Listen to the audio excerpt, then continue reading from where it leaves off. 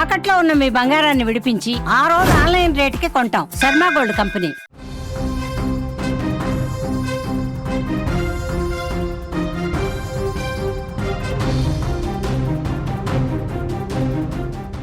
మరో breaking news చూస్తున్నాం. అమెరికాకు ఇరాన్ వార్నింగ్ ఇచ్చినట్లుగా తెలుస్తోంది.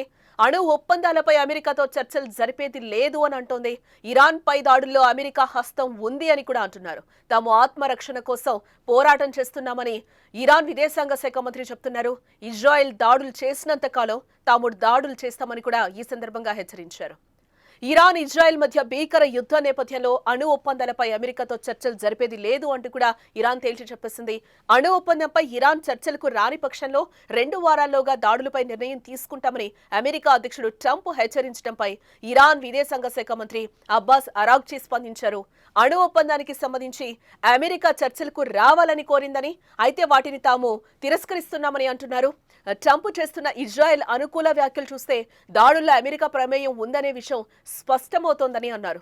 ఈ ఉద్రిక్తతలను తగ్గించాలని ఇప్పటికే ప్రపంచవ్యాప్తంగా పలువురు నేతలకు పిలుపునిచ్చారని, తాము ఆత్మరక్షణ కోసం పోరాడుతున్నామని, ఇది ఆగదని అరాగ్చీ తేల్చి చెప్పారు. ట్రంప్ భయపెడితే ఇరాన్ భయపడదని, తమ ఆత్మరక్షణ కోసమే ఇరాన్తో పోరాడుతున్నామని అబ్బాస్ అన్నారు. ఇజ్రాయెల్ దాడులు కొనసాగుతున్నంత కాలం ఇరాన్ ఎవరితోనూ మాట్లాడటానికి సిద్ధంగా లేదని అంటున్నారు.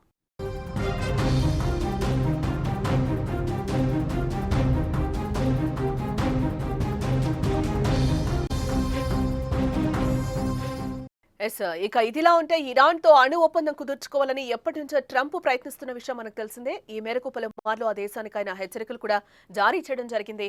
ఇదే టైంలో ఆపరేషన్ రైజింగ్ లయన్ పేరుతో అణుస్థావరాలే లక్ష్యంగా ఇజ్రాయెల్ దాడులు కూడా ప్రారంభించింది. పరస్పర దాడులతో పశ్చిమాసియా రణరంగంగా మారిపోయిందని చెప్పుకోవచ్చు. ఈ క్రమంలోనే ఇరాన్పై సైనిక చర్యకు అమెరికా సిద్ధమవుతున్నట్లు ఇటీవల వార్తలు కూడా వెలువడ్డాయి. దీనిపై వైట్ హౌస్ స్పందిస్తూ ట్రంప్ ఈ విషయంలో 2 వారాల్లో నిర్ణయం తీసుకుంటారని కూడా పేర్కొంది. టెహ్రాన్తో దౌత్యపరమైన పరిష్కారానికే అధ్యక్షుడు సిద్ధంగా ఉన్నారని తెలిపింది.